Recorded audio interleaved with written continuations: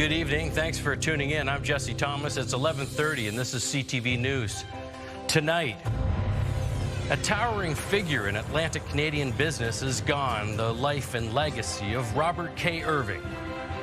Then, the longest wait. Some women in Nova Scotia are waiting more than a year for breast cancer screening. And sticker shock at the pitch. Live from our Maritimes News Center, this is CTV News. Here is Jesse Thomas. Good evening. A central figure in the Irving family business empire has died. Robert K. Irving was a key player in the forestry, trucking, and agriculture sectors, and in junior hockey as well. His impact was felt right around the region. Irving died at home today after a battle with cancer, and CTV's Derek Haggett looks at his life and legacy. Industrialist, philanthropist, hockey lover, and family man, Robert K. Irving was an icon in the city of Moncton and the province of New Brunswick. He was one of the chief executive officers at J.D. Irving and the owner of the Moncton Wildcats. A family statement says he passed away peacefully at home, surrounded by his wife of nearly 40 years and their 4 children. He has been the heart and soul of J.D. Irving Moncton, building and guiding it with passion, resilience, and purpose. It's a great loss for the city. He was a giant, really. Irving donated millions of dollars to the Moncton Hospital, as well as universities and foundations. The list is quite long, actually. So he was just a very generous citizen of the city of Moncton. Donald Savoie wrote a book about the family and praised Irving for his deep dedication to the city and province. I know as a fact that the Irvings give a lot, but they also give a lot that we don't know about. And Robert was like that. He gave to Moncton in ways that we will never know about. The company previously announced Irving had undergone surgery for cancer in 2025, but did not say what type he had. His brother and co-CEO had been leading operations while Irving sought treatment. He and his brother, Jim Irving, worked like an incredible duo. They were tight, and they made the case that it's possible, very possible, to mix business and family, and they did very successfully. Win the Memorial Cup! That's the goal, that's the objective. Irving's big passion outside of business and family, his beloved Wildcats. It's a major loss in the QMJHL as well. It's very special to be a player with the Moncton Wildcats, and the players know that. Robert, exceptionally proud of the team and passionate about the game. Funeral arrangements will be announced at a later date. Robert K. Irving was 71 years old. Derek Haggett, CTV News, Moncton. A nationwide shortage of radiation technologists is being felt across the region. Some women are having to wait more than a year for a mammogram. CTV's Vanessa Wright has more on what risks come with the waiting. This is Tara Wilkins celebrating the end of her final chemo treatment. Last May, she noticed a dent in her right breast and was told to get a mammogram as soon as possible. I actually called the IWK right away and said, I'm presenting with a symptom that looks concerning. I was told it was going to be 2 months. I also think 2 months is a long time to wait when someone actually has a symptom. And I begged them to be seen earlier. They said no. I asked if I could go somewhere else and have a mammogram somewhere else. They said no, because I would still need one from them again. She eventually got a mammogram 6 months later in October, and in November she was diagnosed with stage 2, grade 2 invasive ductal carcinoma, a process she believes shouldn't have taken as long as it did. It's not standard of care. It's unacceptable in my mind, especially someone that's presenting with a symptom. The average wait time for a mammogram screening at Nova Scotia health sites is 225 days. And at IWK sites, the average wait time is 469 days. In Fredericton, Green Party leader David Kuhn says women are waiting an average of 165 days for a mammogram. It's an issue that boils down to staffing shortages. We've learned recently that Nova Scotia Health, as an example, is short 14 of the required medical radiologists that deliver radiation care in cancer care. If you happen to live in Nova Scotia, where mortality breast cancer rates are some of the highest in the country, the desire to get a mammogram is almost as great as the wait.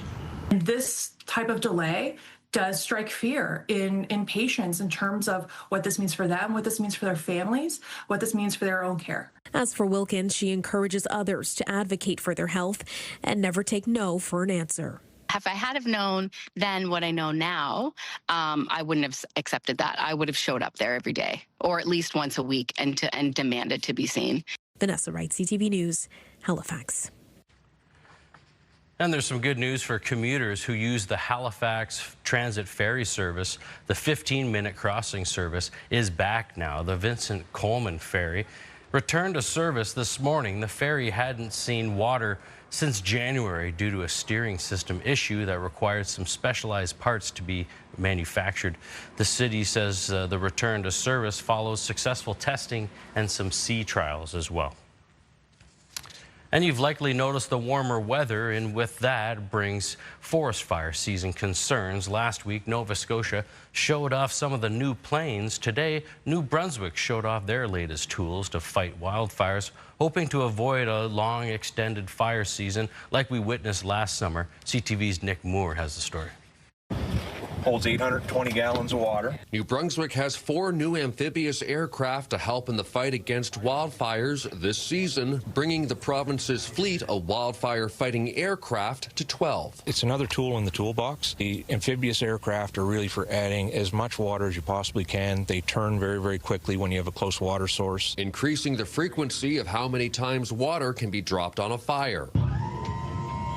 So when they land on the water and skim on the water, that pops down, and just pure water pressure alone, because of the speed that they're traveling on the water, drives that water up through the pontoon. We really have a lot of rapid capacity now that we didn't have in the past. We're able to refuel in essentially 30 seconds. The timeline of getting the new Fire Boss planes, which are in high demand, began about 2 years ago. The 6 full-time pilots who will fly them began their training last fall. The planes are part of a new contract with Forest Protection Limited, which is co-owned by the provincial government and several large forestry companies. The planes will be part of the province's agreement to provide mutual aid for wildfires outside of its jurisdiction. We would have that discussion. We would decide on whether we can allow them to go, depending on the conditions here. New Brunswick launched its wildfire season on April 8th, earlier than usual, with the province coming off one of its driest winters in a decade. A budget of $6.7 million to improve fire preparedness and prevention includes converting 74 seasonal forest ranger positions into being year-round. Nick Moore, CTV News, Lincoln, New Brunswick. And fans are paying more to watch Halifax's 2 professional soccer teams. That's more for their seats and for the suds they want to enjoy while watching the game.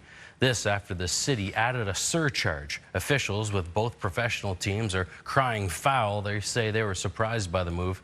CTV's Jonathan McGinnis has more.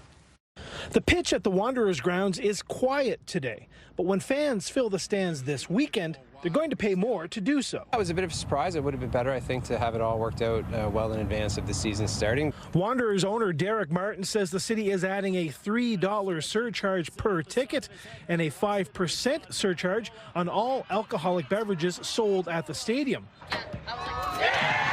If a game is a sellout, that would bring in $22,500 for the city from ticket sales alone. We work really hard to try to keep our prices as low as we can. It's difficult when they are raised on you, but it is what it is, and we'll just have to find ways to work through it and work around it for this season. Drives it in, well struck. This applies to the Halifax Tides as well. In a statement to CTV News, Tides President Val Malone says, in part, "We understand supporters are frustrated by additional costs being introduced during the season, and we share those concerns. This surcharge was not initiated by the club and was communicated to us as a municipal requirement." Martin says a good portion of the current cost to run the stadium comes from the fact it's a temporary venue, and there's a lot of work that goes into getting it game ready. He adds there's not much he can do to offset the new charges for supporters.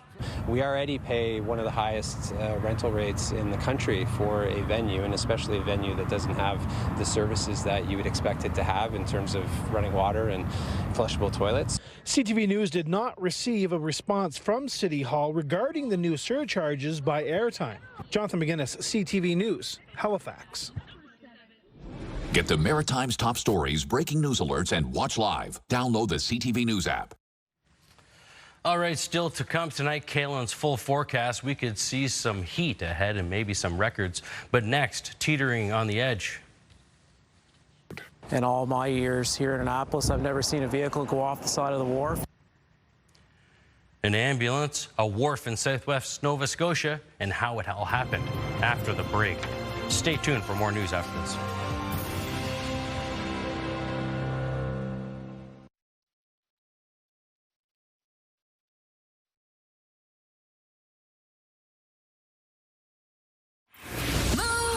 Mornings with Aaron and Peter. Am I high maintenance? Yes. Oh, okay. We're going to talk about this tomorrow at 7. And we have 13 more bikes to give away. Bike a Day in May with Canadian Tire. And it was a scene that quickly drew a crowd and then sparked some concern and even questions. How could an ambulance wind up dangling precariously from the edge of a Nova Scotia wharf? CTV's Callum Smith went to Annapolis Royal to find out more and has the story. It was quite the scene here at the town wharf in Annapolis Royal Sunday afternoon. An ambulance seemingly backed over the edge, getting lodged between the riverbed and the wharf. The tide had just gone out, they're just lucky that it had, because it could have been worse. Even if it had a flip, it might have been worse, but we're thankful that nothing happened to them. Even catching first responders off guard. In all my years here in Annapolis, I've never seen a vehicle go off the side of the wharf, especially with the barricades that surround the outside of the wharf perimeter. Yeah, it was a shock. But instincts kicked in and they went to work. We made contact with the 2 individuals in the ambulance. We assessed the situation. We stabilized the vehicle. We set a ladder down to the seabed, and a couple of firemen went down the ladder to support the ambulance personnel on their trip out of the ambulance. They climbed onto the ladder, and then we brought them up safely. Emergency Medical Care Inc., or EMCI, manages ambulance service in the province. In a statement, they tell CTV News there were no patients on board, and the paramedics that were not injured. EMCI says the paramedics were not responding to a call at the time. The union representing them says those involved were in good spirits, but the incident will take a toll. This carries a truly emotional strain on the paramedics that were involved. It's an accident, unfortunately, and it will be investigated fully by the company and Occupational Health and Safety. It's not clear how long the investigation or investigations will take, but those we spoke to are just thankful the paramedics are physically okay and the situation wasn't a lot worse. Callum Smith, CTV News, Annapolis Royal, Nova Scotia. All right, time for a quick break, but when we return, your complete maritime weather forecast. It's supposed to be another nice day, a possible heat record. Kalen's going to tell you more about that when we come back. Stick around. More news here.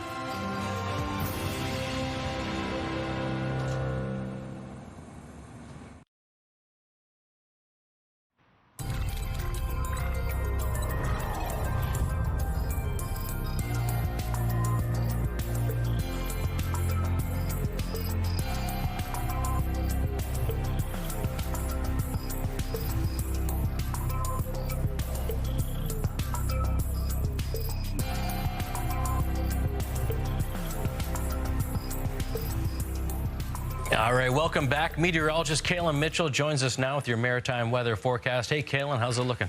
Yeah, thank you, Jesse. Well, tonight around the Maritimes, partly cloudy conditions, fog patches, a mild to warm night for the region, and we have some more May heat in the forecast for Wednesday. In fact, for Wednesday, we're going to be at the peak of this hot spring weather. After that, as we move towards Thursday and Friday, this ridge of very warm temperatures is built up and over the Maritimes, begins to break down and shifts towards the east of us, and our temperatures will be coming back down for the end of this week. Taking a look at our timeline then for cloud cover and precipitation. The cloud cover, the fog here represented by the grays. There will also be a chance of a few showers moving across northern areas of New Brunswick Wednesday morning. Wednesday afternoon, there'll be a chance of a shower or thunderstorm in the southwest of New Brunswick, including Fredericton, McAdam, St. John, and Grand Manan. And then Wednesday evening, there'll be a chance for shower or thunderstorm in Prince Edward Island as well as Nova Scotia. That's along a little weak cold front that's coming across the Maritimes. It's also the weather system system that basically brings down our temperatures for the end of this week. Taking a look at winds in the forecast across the Maritimes for Wednesday, they will be out of the west and the southwest. They'll be sustained in most cases 20 to 30 kilometers per hour, with a few gusts getting up between 30 and 50 kilometers per hour. Low temperatures in the forecast for tonight for a good portion of the Maritimes will be around the low to mid-teens, a little bit cooler for a few areas of Cape Breton and around the eastern coastline of New Brunswick, as well as the north shore of Prince Edward Island. And then here's a look at the high temperatures in the forecast for Wednesday, and mostly up to around the mid to high 20s in the north of New Brunswick. Miramichi could be near 30 degrees on the coastline, between 22 and 26. Fredericton tomorrow with a high temperature near 31. Same thing goes for Macadam and St. Stephen, close to 25 degrees for Grand Manan and St. John, but then back up to near 31 for Moncton in the southeast. Prince Edward Island for tomorrow, most of the high temperatures in the range of around 24 to 27 degrees, between around 18 and 22 on parts of the coast. In Cape Breton for tomorrow, high temperatures mostly between 18 and 22. It's one part of the Maritimes, so the temperatures are a little bit more moderate. And same thing goes for coastal communities in Nova Scotia. On the Atlantic coastline there, temperatures will be a little bit more moderate because of an onshore wind. However, the North Shore, quite hot for tomorrow. High temperatures near 29 degrees. 26 for Amherst for tomorrow, 28 for Truro, City Centres, Halifax, and Dartmouth, close to 26. But moving towards Fall River, Enfield, the airport, high temperature will be close to 28, 29 degrees. Near 30 for the Annapolis Valley for tomorrow. 23 degrees for Digby, and then 19 for Yarmouth and Barrington. These temperatures, of course, are quite hot for this time of the year. In fact, hot enough on Wednesday that we might have a chance at some record-setting high temperatures in all three maritime provinces. We also had our first heat warnings for the year issued for the province of Nova Scotia, out for parts of the Annapolis Valley and inland areas of both Queens and Lunenburg counties. Now, taking a look at the extended forecast for New Brunswick, you can see temperatures come down Thursday and Friday, much more seasonable through the end of this week. High temperatures around the mid-teens. Lots of sunshine in the weekend forecast so far for both Saturday and Sunday. Temperatures climbing up by a few degrees each day, though not matching the heat that we've been in at the start of this week. And then after that, increase in cloudiness on Monday and some rain in the forecast for next Tuesday. For Nova Scotia, in the forecast coming up for Thursday and Friday, both days a mix of sun and cloud. High temperatures around the low to mid-teens, so those temperatures coming down. Low to mid-teens in the forecast for Saturday, sunny. Mid to high teens for Sunday, more sunshine in the forecast, increasing cloudiness on Monday, followed by some rain in the forecast for Tuesday of next week. And for Prince Edward Island, the forecast, temperatures coming down for Thursday and Friday, highs close to 12 degrees, mix of sun and cloud on both days. Sunshine for Saturday, highs near 12, up to 15 on Sunday, and it'll be sunny, increasing cloudiness on Monday, and then rain possible on Tuesday of next week. Jesse. All right, thanks for that, Kalen. We've got some more news on the other side of this commercial break. Don't go anywhere.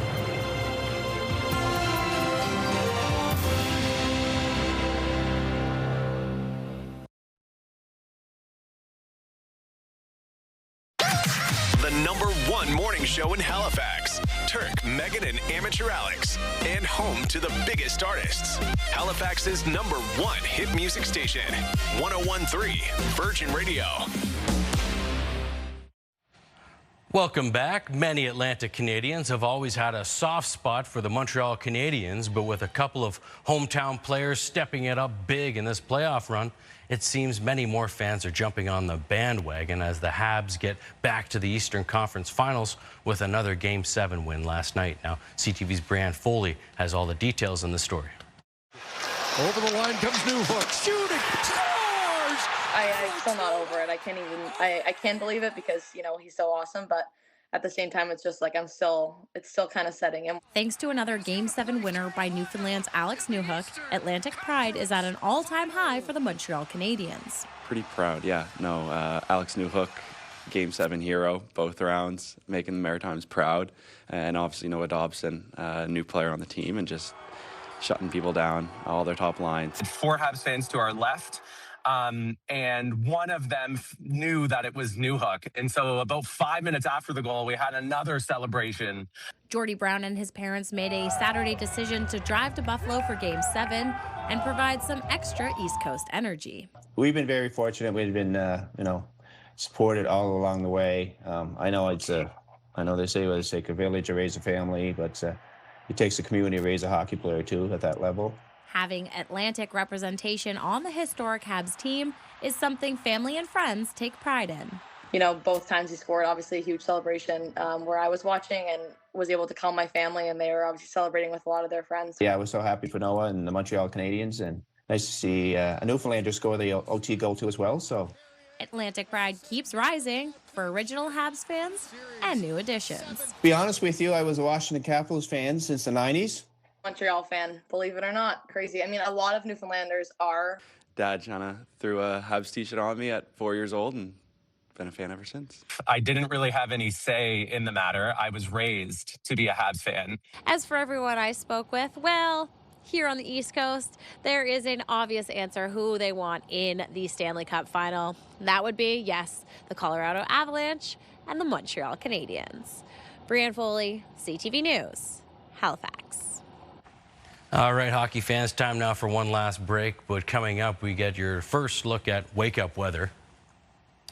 Here's a look outside right now in Lunenburg, where it's still 13 degrees. Kaylin's got everything you need to know when you head out the door in the morning when we come back. Stay with us.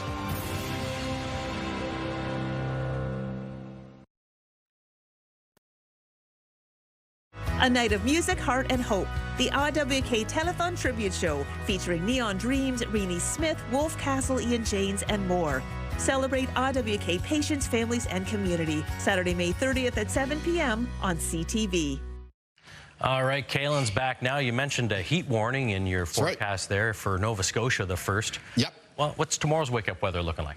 Well, to start off the day, it's not all that hot. It is going to be cloudy and foggy Wednesday morning. But as the cloud and the fog dissipates, moving from the morning into the afternoon and the sun shines through, those temperatures, they're going to be climbing up quite quickly. A lot of high temperatures in the Maritimes tomorrow, mid to high 20s. A few will approach 30 degrees. Temperatures more moderate around the Bay of Fundy coastline in New Brunswick, the Atlantic coastline of Nova Scotia, and in Cape Breton. Jesse. All right, thanks for that, Kaylin. Now, here's an interesting one. Not everyone can play an instrument right, but plenty of us have likely rocked out on the air guitar, maybe once or twice. As CTV's Avery McRae shows us, the East Coast's best air guitarist took to the stage in St. John over the weekend. Isn't your average rock concert fans have become accustomed to on St. John's waterfront. This was awesome. I couldn't believe it. Paul Legay's traveled from Moncton to take the stage, air guitar and all. All the years that I've been watching like stuff for air guitars, and you hosted it. I was amazed. The first ever Air Guitar Canada East Coast Regional Qualifier was held at Area 506 this weekend, where professionals and amateurs alike showed you don't need a physical instrument to bring down the house. It's just always been in my blood. I just I live in my mom's basement. I just play Guitar Hero all day long, and I just knew I was the one. I'm going to Toronto, boys. That's because that's where the National Air Guitar Contest is held, with the national champ then bound for Finland for the Worlds later this summer. It brings together such wonderful people who just want to have fun and play. It's something that we all do, a little bit of air guitar now and then, but this is about celebrating those little moments of joy. Genevieve the Phoenix LeBlanc was the national champion in 2017. She says the best air guitarists are the ones who are original and let the music consume them. The biggest mistake that people tend to make is they play teeny tiny air guitars. You gotta make it big, you gotta make it weighty. The contest was a part of opening weekend at the Area 506 Container Village, which has no shortage of events planned for its 5th season. 2026 is going to be our best year yet, so if the weather's anything like it is this weekend, it's just going to continue to get bigger and better. And it's already off to an air-rocking start. Avery McRae, CTV News, St. John. You gotta go big. This ain't air ukulele competitions. Oh my goodness. That's your late news for tonight. And just a reminder, if you've tuned in late or if you'd like a second look at any of our stories, you can always find them on our website, ctvnewsatlantic.ca. After all, it is your home for news. I'm Jesse Thomas. Thanks for staying up late with us. We hope to see you back here again tomorrow. In the meantime,